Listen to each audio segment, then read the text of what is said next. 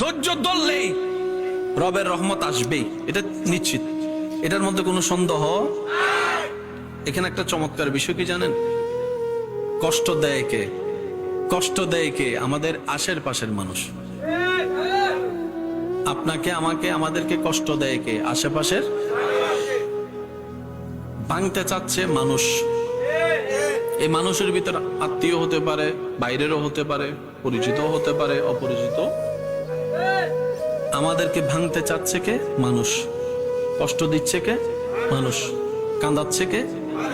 প্রতারণা করতেছে, ঠেং ভেঙে দিচ্ছে, দেওয়াল তুলে দিচ্ছে, রাস্তা বন্ধ করে দিচ্ছে, পানি বন্ধ করে দিচ্ছে, প্রতারণা করতেছে, কথা দিয়ে কষ্ট দিচ্ছে।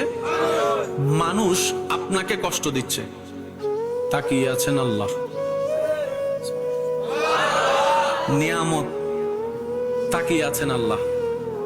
এবার আপনার সেই মানুষের দেওয়া কষ্ট তিল তিল তিল তিল করে আস্তে আস্তে সহ্য ক্ষমতার বাইরে চলে যাচ্ছে, আস্তে আস্তে সহ্য ক্ষমতার বাইরে চলে যাচ্ছে। আপনার রব তাকিয়ে আছে।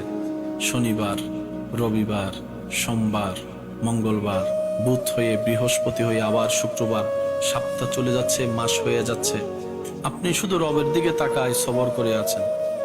রবের যেই দিন ইচ্ছা হবে, রব ফেরেশতাকে বলবে, কিরে আমার বান্দাকে মাসের পর মাস, বছরের পর বছর কষ্ট দিচ্ছে, সেইভাবে ধৈর্য ধরে সহ্য করে আছে কেন? ফেরেশতা বলবে, আল্লাহ তোমার হুকুমের অপেক্ষায় বসে আছে, তোমার হুকুমের অপেক্ষায় বসে আছে। সে তোমাকে সন্তুষ্টি করার জন্য মুখ থাকার পরও গালির পরিবর্তে গালি দিচ্ছে না।